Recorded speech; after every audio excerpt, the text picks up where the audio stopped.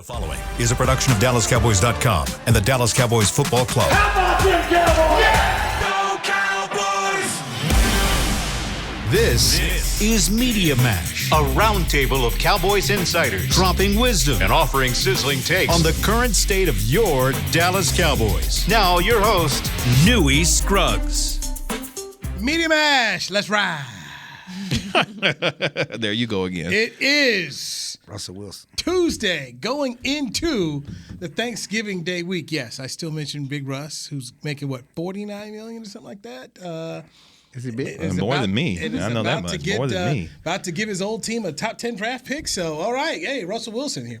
Media Mash, where we have our Cowboy insiders bringing us information today. It is Jane Slater and her three Amigo Negro friends. Wow. You got Kevin Gray, 105 through the fan, Clarence yes, Hill of yes. the 4 Star Telegram. I can't say that, and then you, and I won't. That's right, Jane. That's why I just did it for you. That's why he said it for you. Jane Slater of NFLmedia.com. I'm not even I touching learned a that. lot 2 years ago. Thanks, guys. There you go. So Jane, here's my question for you come Thanksgiving Day, working at NFL Network. What time do you have to be at the stadium? And you know, because I watch those morning shows, I'm like, oh my gosh, this is way early. I'm just chilling. I know, shockingly, I don't wake up looking like this, so I do have to get up about 5:30. I'm at the stadium by 7. My first live shot will be at about 8 a.m. on Thursday. What day is it? Thursday. And then I'm there until the end of kick. So, the end of the game. So I'll get out of there about 7 o'clock. Au contraire. It's about a 12-hour day. Au contraire. You're like Queen Bey. You woke up like this. I woke up like love you, this. Clarence. I woke up like this. They're long days, but I'm so used to working Thanksgiving. Even when I worked in local news, I had to work Thanksgiving. You know, when you don't have the kids or the husband, you always sort of put your hand up so you get New Year's off. I always get the fun holidays, 4th of July, Memorial. Oh yeah, New Year's is lit. That's a good holiday. All right, Yeah, so fun, yeah. so 105.3 has 105.3 the fan has the game, official Cowboy station. So work day for you, and then of course work for you, Clarence, and work day as well. So I'm still people who've known me forever, and it's like all your friends do. They know what you do. They Yeah. still ask you, "What you doing for Thanksgiving?" My mother asks me this like every year too, and I'm always incredulous. I'm always like, Mom, I work Thanksgiving and I work Christmas, and we've always sort of built our holidays around it. But I do get fed very, very well, Jerry Jones. The press box, best in the game. You guys go to multiple press boxes. We could power rank them, but Jerry Jones never does us wrong. It's the best meal that you'll ever have. No, Jerry's good. Jerry's good. I did enjoy Green Bay. That was good. I enjoyed They that. have, they have great food in the press box. But yeah, Thanksgiving Day, my kids used to get mad. They didn't really understand it. Dad, why you have to work on Thanksgiving and Christmas? And my daughter used to be mad at Jerry Jones. My young lady, I want to talk to Jerry Jones. You're always gone on Thanksgiving. Which one was it? Oh, the feisty one, the lawyer, the activist. She was like, why are you always gone? And why do you can't do? But yeah, families, I have family coming in. Everybody's coming doing, a lot of times they celebrate Thanksgiving here with me, even though I'm at the game, because I can't go out of town and celebrate it with them. Right. So I got everybody coming into town. Bring it to you. And who's the people halftime coming to the performer house. this year? It's the Jonas Brothers, Jane. Well, I think it's just one Oh, of them, that's right? right. It's all three. Is it- Is it all three of All them? three. Everybody. Wow. Oh, it's all of Jerry them. won everybody. You remember the Jonas Brothers? Yeah, I do. You know, I interviewed them once in Denver. My grandmother has like this framed photo of me and the Jonas Brothers in their early days. But yeah, kind of fun. Locker room today. I went yesterday. That was sad yesterday. What was sad? It was nobody in there. Everybody was running out. Oh, I was like, what was so Those sad are about days it? I just There don't was nobody bother. there. Yo, you should They were there. Like Yeah. Micah was there. He wasn't talking. People were just running out. Like, yeah, I'm not doing Oh, they it. saw It's you come short and said we week. got to go away. Yeah, this dude didn't even. For the people who did talk, he didn't even participate. You didn't. Oh, you for took what? it. Yeah, J-Rod Curry was just standing around. Now tell me who talked today.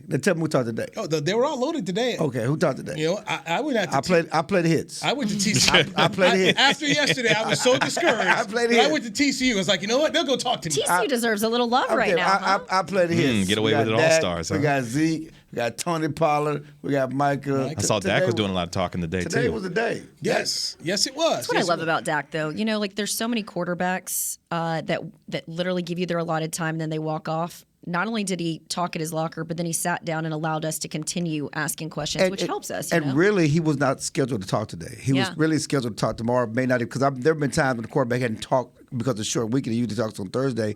He said, "Let's do it today." I always and let's appreciate do it that right here in about our him. locker. We don't need to go to the podium. Let's do it right here. But yeah, I said, "Let's do it." So And some of these guys, when they've been around for a while, this is year 7 for him. I mean, they change. They deal Tony with a lot of the media. changed. Let's be honest. He did. I mean, you want to say it? I'll say it. It was frustrating at Tony times, changed. right? Celebrity quarterback. Dak has not changed. He has not Dak's changed been the at all. same guy. And that's why I think a lot of people don't understand why he gets, I won't say it's favorable media coverage. I mean, it is, but more benefit of the doubt because Benefit of the doubt. You mean locally, not nationally, because Right, nobody gives him anything benefit of the Yeah, doubt. they stay on his neck nationally. But I think he's always honest. He's as honest as he can be. He'll sit there and talk with you, even when we ask, dumb questions. He answers them. I mean, these guys, when you go to other teams, they can be really, really frustrating. But I always appreciate that he knows that we've got a job to do. I did.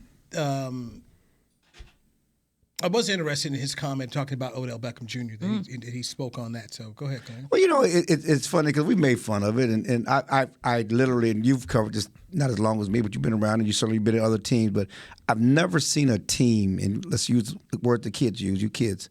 Oh, okay. Thirst. Yeah. For a free agent player. Openly thirst. Parched. They thirsty. Never seen a team thirst from GM, owner, head coach, players locker room. Never seen a team recruit openly thirst. Always be publicly, recruiting. whatever it feels like you want. Texas going after Arch Manning. Yeah, is what it feels like. But yeah, I've never seen a team openly thirst for a player, free agent player like this. And just the negative part of me says they messed up with Amari Cooper. The positive part says they recognize that they have a chance to win, and they're doing what they need to do to really maximize this opportunity right now. And everybody knows they need help at receiver and could use help to put them over the top in what is a wide open NFC. And here's what I love about it too, Clarence, is they don't have to give up a draft pick. No. And typically when you go after some of these free agents, specifically what's his face down in Houston, you're giving up draft capital. And that's the one thing that the Cowboys around here covet, because they've built this team through the draft. And look at how well these young guys have played. And that's when we talk about the piece of the pie. When you're bringing in these young guys, you're not having to pay them the way that you pay some of these veterans. And so I'm like you, Clarence, because typically, I always do my due diligence. I reach out to my sources. What do you think about this player? And I wet blanket a lot of them, but this one feels very, very real. And I had heard from similar sources, not dissimilar from what Dak was saying today. He said in his conversations with OBJ, it feels mutual. Now, obviously, there's money. When we talk about the Giants have nothing at wide receiver. They shouldn't have traded Kadarius Toney. I mean, if you consider that situation. So they might be able to put up more money, and Brian Daboll might be able to convince him that it makes more sense. But when you look at the way the Cowboys played on Sunday, and if they can continue with that consistency from the defense to the special teams to the quarterback, I can see why this makes a lot more sense. Not to mention no state income tax. I know that sounds crazy, but when I caught up with OBJ at Pro Bowl a couple years ago, I joked to them, you've got Texas connections. You ever see yourself come to Dallas? He's like, I'd love to come to Dallas. So the fact that this thing's popping up is really interesting to me. I truly believe that OBJ lands here. That's just me. And I know you did talk. But his dad. Wait, I have something. I got him later tonight. I'm not even worried about it. I got him later tonight. His dad's from here, from Texas. Played against the great Carter teams. Remember the Carter Cowboys that won the state title. But let's be honest about the Giants. I'm sure the Chiefs and some Buffalo are interested as well. But the Giants lost 2 receivers this year to ACL injuries on that turf in New York. That turf looked bad when we were up there. Remember that? Why would he want to go coming off ACL injury, coming off his second ACL injury of his career? Yes, the Giants may pay more money. They probably desperately have to pay more money. Why would he want to go play on that turf? And is there any bad blood about when he went out the door? Remember? Look. Time heals all wounds. They're all gone, and money heals all wounds. But we're still talking about an owner that you had to deal with, right? Now, granted, it's a different GM, it's a different situation, it's a different locker room, and I do think Brian Daboll is special. But do you think that Daniel Jones is the type of quarterback that can take you to Super Bowl, or do you think Dak Prescott is? Right. There's no guarantee Daniel Jones is their quarterback next year because he wants a multi-year deal. And then when you look at the injuries they've got to their defense, so I just think. When I'm looking at I think San Francisco could 100% be in a play here, but I just still think, based on people I've talked to, both close to him and in this building, to your point, I think they know that they made a mistake with Amari Cooper. They made a mistake when they let Dez go, and it was wide receiver by committee, and they rectified that with the first round pick. They're trying to rectify it here, and they don't have to give up a first-round pick. That's what I think makes this thing so different than the other free agency pursuits. Hey, Kevin. Kevin, you want to talk? I think my thing is there was mutual interest in Bobby Wagner. There was mutual interest in Von Miller. The price tag just wasn't right for this team and those two players. What to me says that this player is the right one based on other situations that we've seen before. And if we're to believe Dak Prescott and what he's saying, all of these players, these coaches, even to Jerry Jones, they seem like they know what time it is and what he can do for this football team. And Jerry Jones is to be believed about. I will write any check in order to get the next Super Bowl championship. Well, you've got a chance to prove it right now and write this check to Odell Beckham Jr., and you've got a chance to do it on a national stage on Thursday against a team that he used to play with. So I look at it as the Odell Beckham Bowl on Thursday, and if you win that game, it signals to me that he knows where the best place is for him to be able to have a chance to maximize his championship. And the difference between those other two is the urgency is different now. Yeah. One thing in the offseason, you got the money, and clearly Bobby Wagner and Von Miller, they're pretty good at pass rush. Yeah. They're pretty good at run. I mean, we had questions about it, though, going into the year. Yeah, you did. Yeah. But they felt good about their guys, and we like our guys, and, they were right about liking those guys. Dorrance Armstrong. Shout out to Dorrance Armstrong, They were right about liking those guys. They were wrong about liking those guys at receiver. Mm-hmm. And the urgency is now, the thirst is now, they're parched. Well, and I truly get Yeah. the sense that, say what you will about Jerry. I think he's a pretty smart businessman. And when he's looked at this roster, he even said to us, what was it, a couple games back, and I asked him about, are you going to be active in free agency? He said it would take a Deion Sanders type player. Then he goes on the fan and he says, I love the interest from the locker room. It feels like what Troy and Emmett said to me about Deion. And I was like, oh, that's very interesting to me. But I truly believe that Jerry thinks a lot of the injuries are behind them, knock on wood. That this team is playing with a cohesiveness and they're rallying behind the coach, that he's got something special. And what has separated a lot of these teams that have gone on to win the Super Bowl is they've made the move, and the Cowboys haven't really done that. So this would be the Rams got Odell Beckham Jr. last year. This is the move that you can make. And what he said this morning on the radio, we're talking about the money and the injury, and he said, that's why we have a chance to get him. Right. If he wasn't hurt, he'd already be signed with somebody else. Okay. If he wasn't hurt, he probably already got big money by somebody else. And to me, the money is a fact. He wants a multi-year deal. How much you pay a guy coming off ACL injury who wants a multi-year deal? But I think they get the sense that it ain't gonna be a break the bank type deal, because everybody understands the reality of the situation, that there's only so much you can make from anybody in your situation at 30 years old, coming off your second ACL. And if you want to win, if it's about that, I think Jerry is going to try to be the salesman and convince him this is the best place to be. I think the other thing we haven't really talked about is how much of these players love the way Mike McCarthy gives them the veteran days off. You don't have to practice a ton. I want you to protect your body. I think if you talk to the players, they're going to say it's not like they're forcing the product out in the field. They're listening to players, and they also have so many guys who've come back from injury and done a good job as a result of it. And so I think some of that stuff sort of speaks volumes to OBJ, when a lot of teams are like, hey, I'm paying this money for a Maserati. I want to see the Maserati out of the garage. And they're like, nah, we like the Maserati, and we want to be able to use it as an option, but I don't need to drive it every day. So let me ask this. Are they bidding against themselves, Kevin? It sounds like it. Here's the way I feel about it, because the Cowboys have clearly been the loudest ones in the room about all of this. We haven't heard from any other players in large amounts talking about, we want Odell Beckham. We've heard about Von Miller, the recruitment that he's doing. But this team has been the loudest ones in the room about all of this. And I just wonder how many teams are actually interested in Odell Beckham Jr., given what he's coming off of and dealing with. He's already come out and talked about the teams that have made contact with him. I mean, the Cowboys, again, that's why it's crazy, because we've never seen a team openly talk about a player like this. Yeah. Well, and it's hard, too, when they're free agents. Right. It's hard to do. About trading. Yeah. So, I mean, the fact that the Cowboys are doing it doesn't mean that it just means that they're the ones that's openly talking about it. But, yeah, there are other teams that want him. What I was going to say is that you brought up the 49ers, and everybody brought up the 49ers. That's a team that's allegedly interested. How much do you trust Jimmy G? I would be scared if he went on the 49ers. The way that team is terrified. constructed, the players they have already. Oh, I agree. The running game, they already got McCaffrey, Ayuk. And OBJ knows California well. And oh, my God, they're already scared. That's the team that scares me the most as far as who can be a formidable foe in the postseason. Adding Odell Beckham to that, that's going to be tough to beat. But I think and I was going to say that if I'm Jerry, I'm getting them to keep away for the 49ers. John Lynch is a shrewd businessman. I mean, that Christian McCaffrey trade shocked everybody. I mean, and you look at the numbers, since the McCaffrey trade and how much, it didn't go well the first game, but just look at the offensive numbers and how they produced and how they've been so much more productive on offense. And I still think Deebo Samuel's the best running back on the team.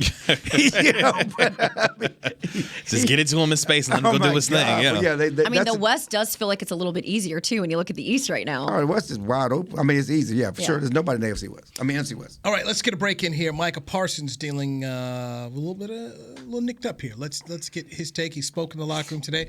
We'll get more into that with Clarence Hill, the Fort Worth Star Telegram. Got Kevin Gray of 105.3 The Fan and Jane Slater of NFL Network. I'm Newy Scruggs. It's a Media Mash right here on DallasCowboys.com radio. Todd thought it would be secure to jog in the cheetah savanna. Todd believed the big cat repellent he bought online was reliable. And now, Todd is trying to be faster than this cheetah that can run 80 miles per hour. But the good news is, Todd has AT&T 5G that is fast, reliable, and secure. And he learned the best thing to do is stop running and toss her the backpack with the beef stew. AT&T 5G. Fast, reliable, secure. It's not complicated. 5G requires compatible plan and device. 5G may not be available in your area. See att.com/5G for you for details. What do you call a group of grown men and women with their faces painted silver and blue who get together every week to share a 3-hour-long ritual of jumping, singing, and toasting Miller Lite in 10-gallon hats while yelling, "How about them Cowboys?" You call it Miller Time in Dallas. Here's to the Cowboys. Here's to the original light beer. It's Miller Time. Celebrate responsibly. 2021 Miller Brewing Company, Fort Worth, Texas. When you build, you start with the foundation. And home ownership is a foundation of a stable future. The Bank of America Community Home Ownership Commitment has helped over 34,000 people lay the groundwork so far, with up to $10,000 towards your down payment or 3% of the purchase price, whichever is less. The satisfaction of owning your own place can become a reality. Visit bankofamerica.com/homeowner to learn more. What would you like the power to do? Bank of America N.A. Equal Housing Lender. Credit and collateral is subject to approval. Restrictions apply. This is not a commitment to lend. The season is finally here. For months, we've been gearing up to win. Now it's time for the team that performs on any field. United Ag and Turf. With John Deere zero turns for mowing, compact tractors for loading, mini excavators for digging, Gator utility vehicles for hauling, implements for grading, hay tools for baling. United Ag and Turf. For winning. The official Ag and Turf equipment supplier of the Dallas Cowboys. Visit UnitedAgAndTurf.com for more. Back to Media Mash.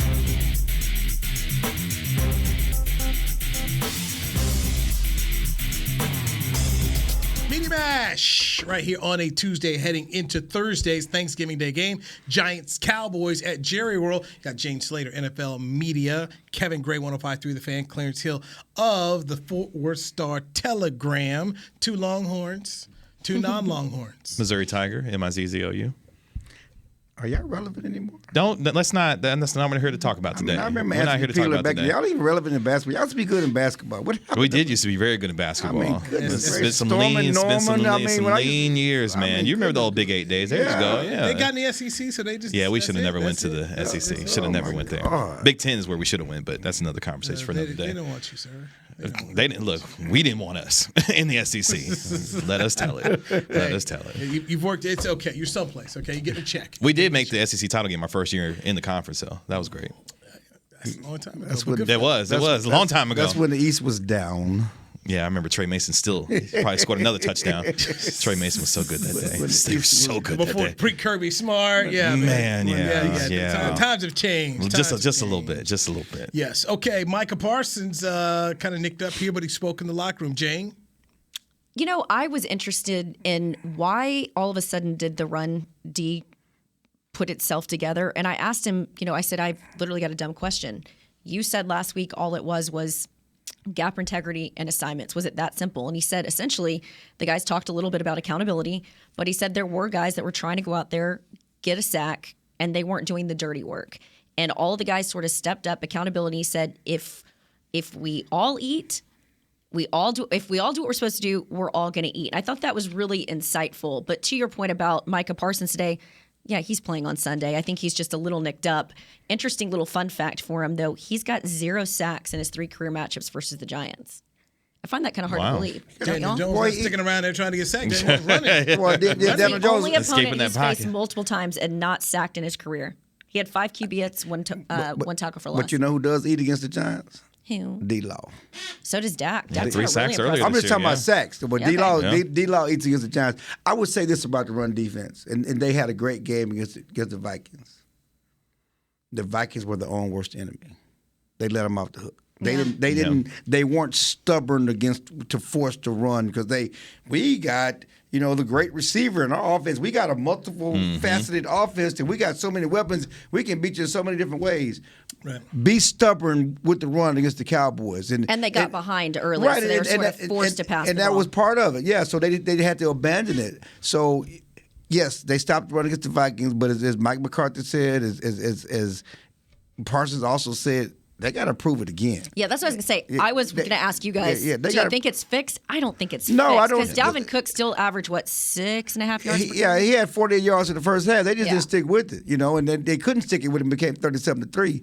But this week, Saquon Barkley, they don't have any receivers. And Daniel Jones. Yeah, Cowboys are going to have to stop the run. And that's what Michael said, 26 is our main focus because they're going to put him in a wildcat. They're going to force to run whatever they got to do, and they're going to have to prove it. They're going to put their big bell pass on because Barkley is fast, but he's a big human. He's a big boy. He's a load to bring down. What did they do to him last time? He had 81 yards. He had a good game, but overall, there was 167 yards rushing by the Giants against the Cowboys. Yeah, they ran well, and Daniel Jones got him. So they got him well. Yeah, and so the scary part for the Cowboys is look at that injury report. Mm-hmm. Look at how many defensive linemen are sick. Is it a stomach bug or what is it? It's a flu, stomach bug, something, COVID. I don't know what it is. Yeah. I mean, illness. Seriously, and so something's going around. And Quentin Bohanna missed last week's game. He had now Jonathan Hankins has it, Dante Fowler has it, DeMarcus Lawrence has it. In addition to the foot and the knee and all the other ailments that he got. And so you got a short week, and they said guys were wearing masks. I didn't see any masks in the locker room today. Well, they probably were talking about in meetings. Because they need to. I mean, the defensive line room is ravaged right now, and so you got to stay away from each other and stay away from those guys and wear the mask and do whatever you got to do. So, do they carry extra D linemen on that day? That's a good question. I think that's a question. Yeah, I don't know because I don't know who's going to be ready to go, who's healthy. Because let's be honest. Kelvin Joseph started the game against the Vikings and left at halftime because he got sick. Didn't Tony Pollard have it the week before whatever was going around? I don't know. And it was funny because I was talking to, we were talking to, me and Calvin were talking to Carlos Watkins, and he said it was bus 4. All those guys are on bus 4. Going to the game. We were talking about Kelvin Joseph. Said we so all. It's the bus driver on bus 4. It's all those defensive linemen. Everybody hangs in clusters and groups. Everybody got cliques, and all those guys like to get on bus 4, and they like to talk trash. They're all grouped together. And he said they were all together on bus 4. A lot of those guys on bus 4 are sick. Dalton Schultz was flu game for all of them, right? The Michael Jordan game for all of them. Dalton Schultz got to do his conversation. Dalton Schultz. No, I don't think he don't hang with that group. Okay. He hangs with the tight end group. They're on a different bus, probably. I do want to go back to something that Jane said about the accountability part coming from Parsons because this team has talked about all season long about the word resiliency, right?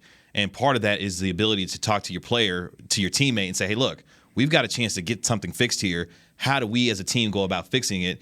And to hear Parsons talking about that and the guys individually going to one another and saying that, I think that's huge. And even if it doesn't get fixed to the point where we feel like it should be, where it's a top half, run defense, at least they're aware of it so that those kind of mental mistakes, they're not afraid to go to each other and talk about it to be able to fix it. Because if that's the case, that's a good sign for me for a team that understands what the assignment is at this point, especially knowing some of the run offenses, I should say, they're going to be facing here. And down the stretch. You got Isaiah, what is it? What's his face?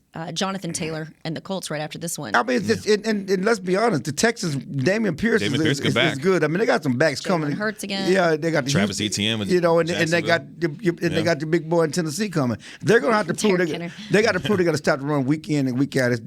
What they did against the Vikings.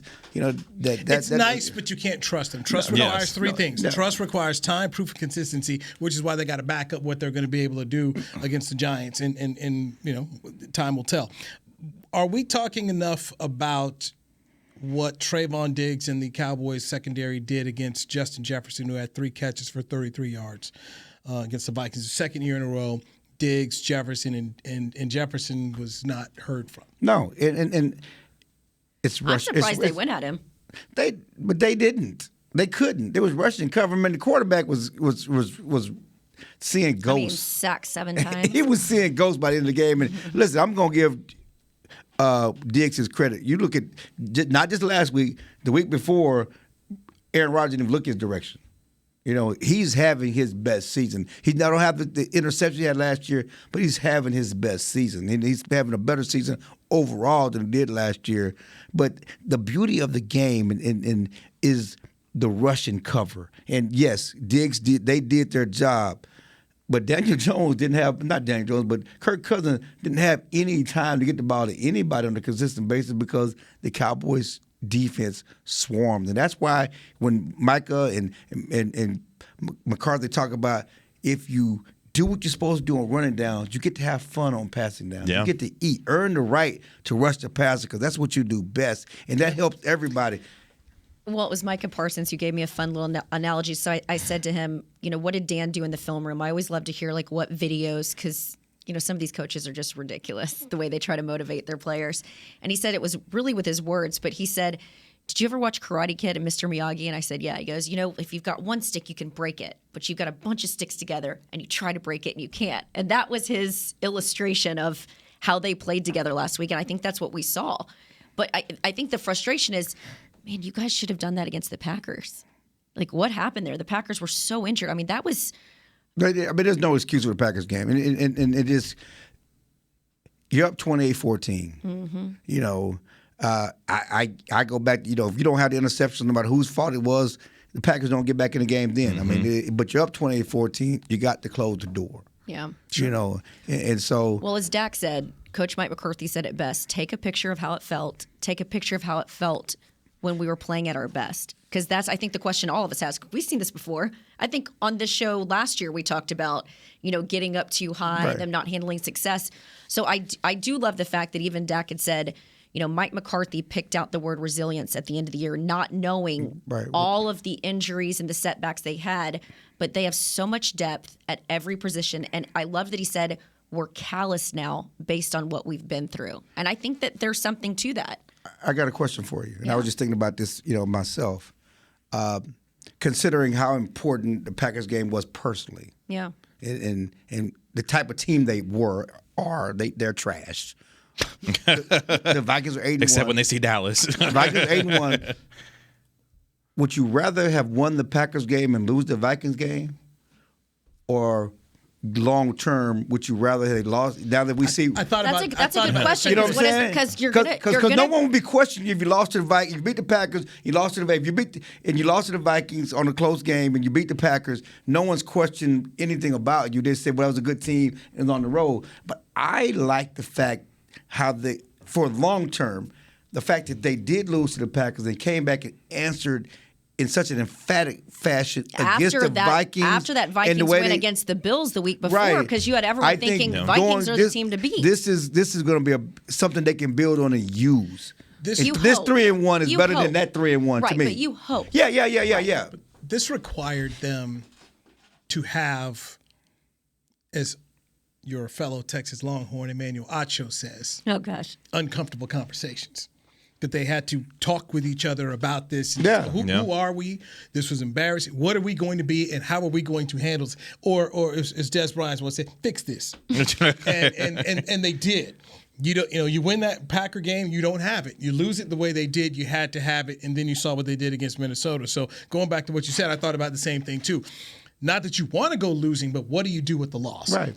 They've taken it from this, and then maybe you hope that they will continue to understand. You come out here half-stepping in the NFL, you can't get your feelings right. Yeah. Right. And it was funny because, you know, we were just getting back to Micah because he's always such a great quote. You know, after the game, he was talking about, you know, he brought up the Kobe quote, you know, if I got something in my teeth, I want you to tell me. I want friends, people around me, to tell me I got something in my teeth. Where does he come up with this stuff? Because it's actually a Kobe quote. I know, but I'm saying he constantly has this stuff. Yeah. Is that like his lunches with Dan Quinn, and he's feeding no, us that? Sounds like he's constantly reading. He read. It's something he said he saw. That's who he is. But and then he talked today about if I suck. I don't want you telling me everything's good. I don't want you telling me I'm great.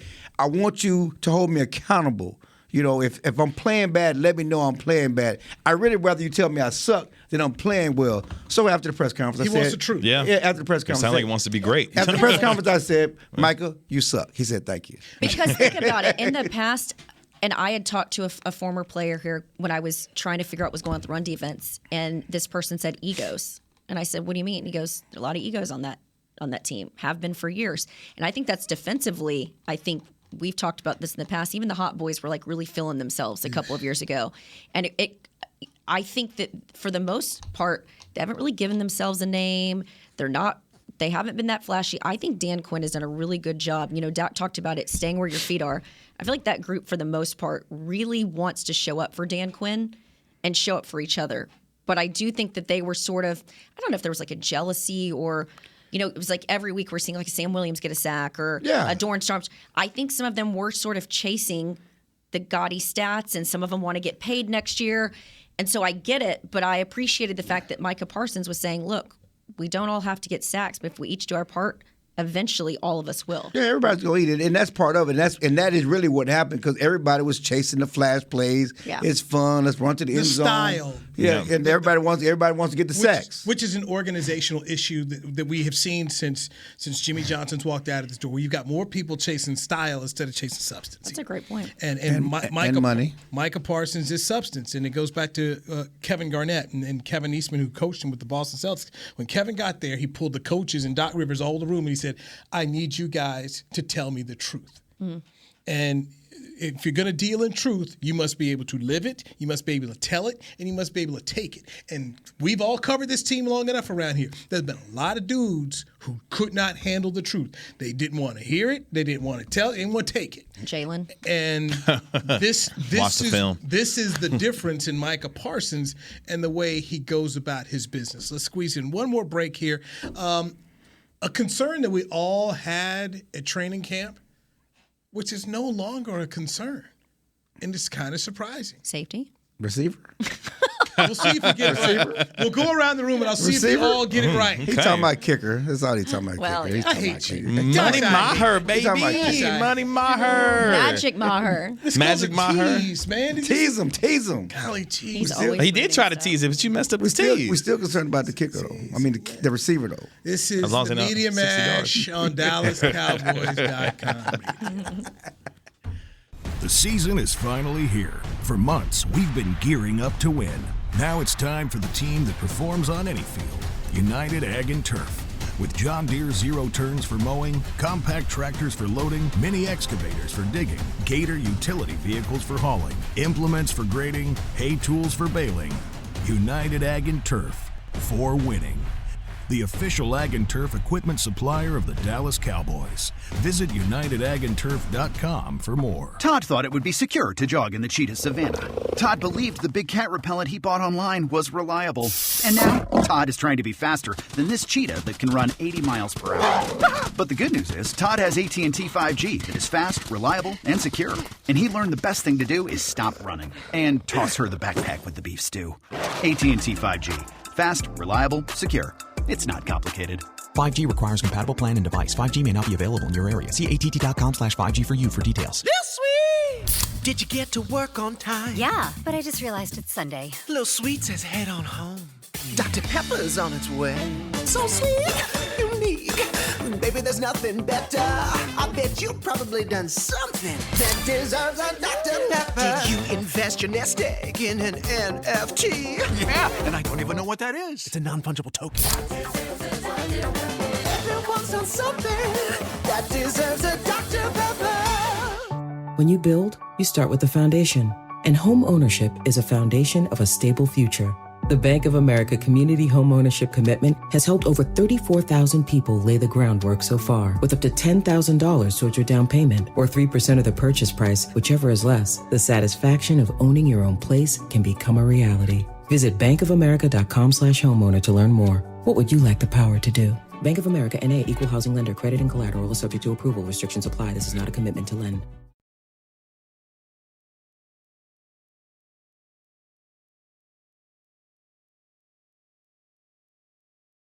Back to Media Mash.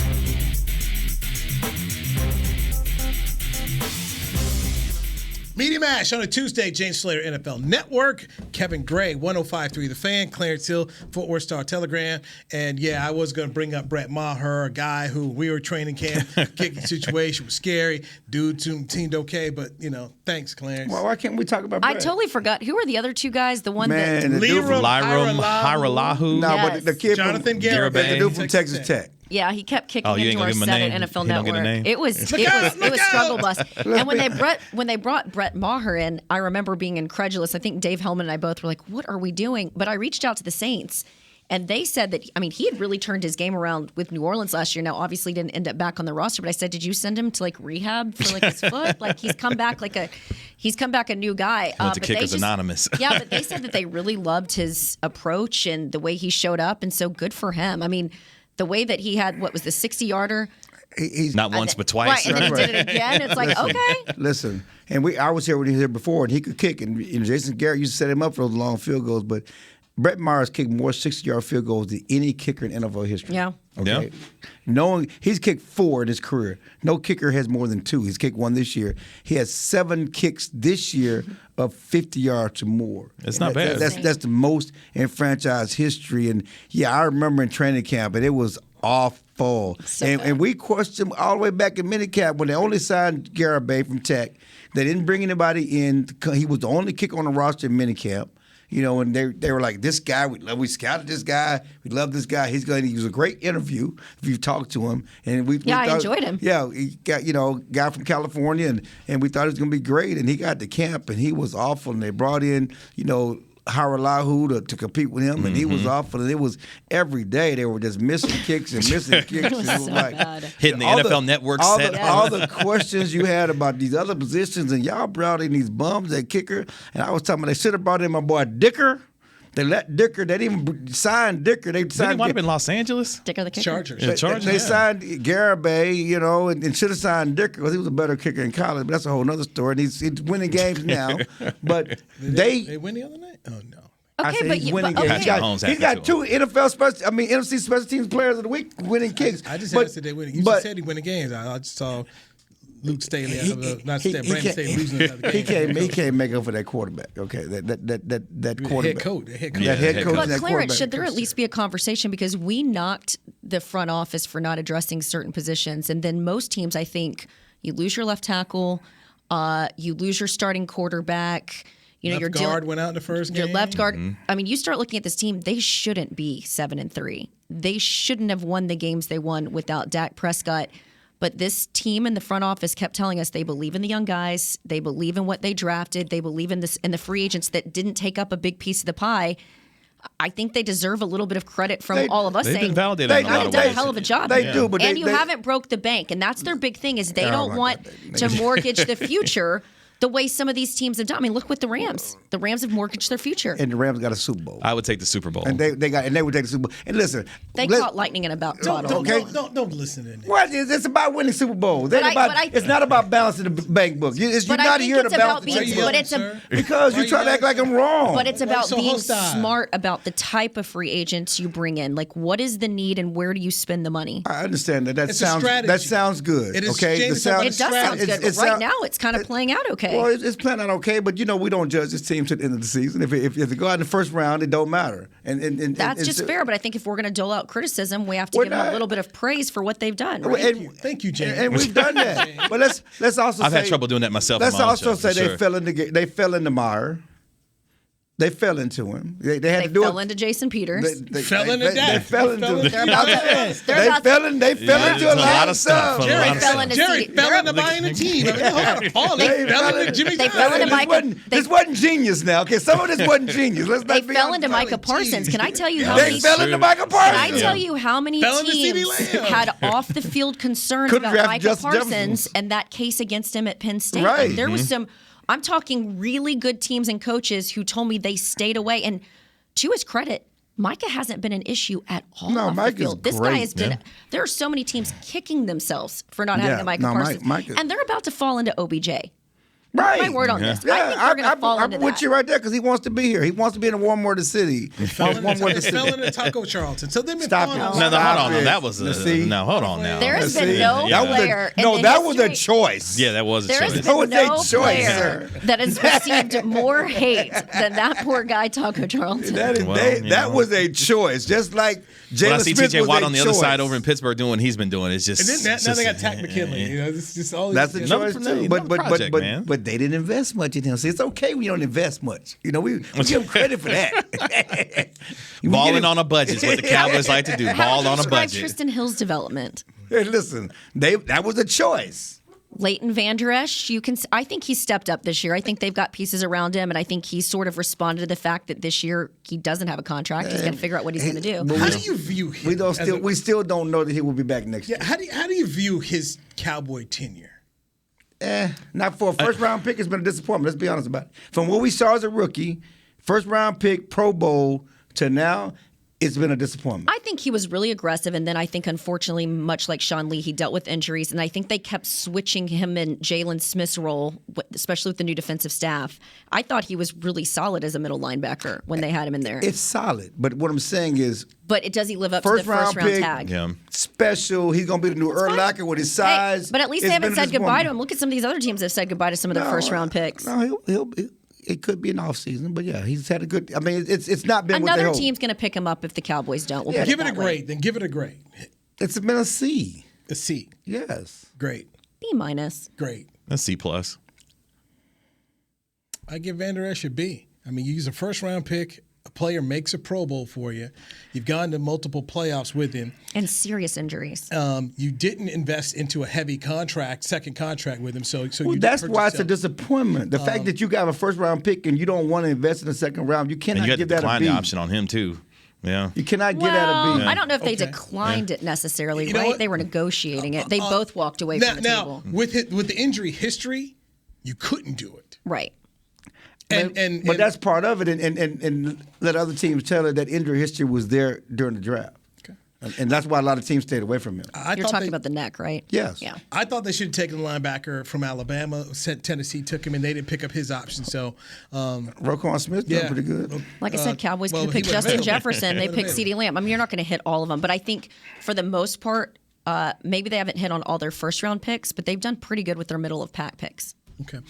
We will not have the media mash tomorrow, so let's go around the table and make the picks for the Giants game Thursday, Thanksgiving Day, before the Jonas Brothers hit the stage at halftime, where Kevin Gray will be glued to it watching it. So, what you got?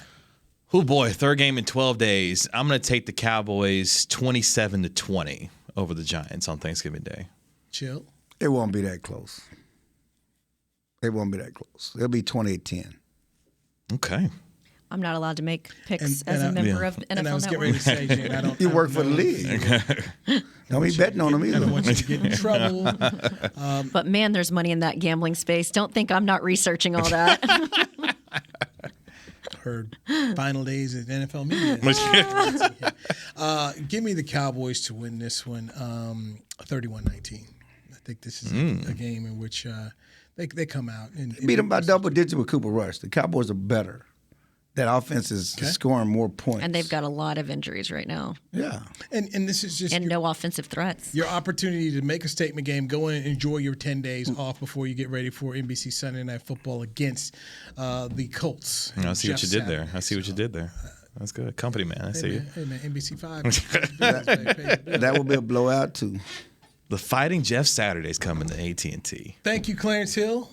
Thank you. Happy Thanksgiving news, Happy bro. Thanksgiving to you too, sir. You know, good luck to your Horns. You too, Jane. Good luck to the Horns this weekend. Is Alamo Bowl this year? Baylor, Big 12 championship game against TCU. Okay. So we're rooting for it. Okay. K-State might have something to say about that. I think K-State will get it done at home against the Wave the wheat. We're rooting for the Jayhawks. Wave the wheat. All right, Media Mash. Hey, thanks to Chris Beam, who produces it, Audio Jazz behind the scenes, Big Will, Nick, everybody helps make this thing happen. We appreciate you. Happy Thanksgiving, everyone, from all of us here at DallasCowboys.com Radio.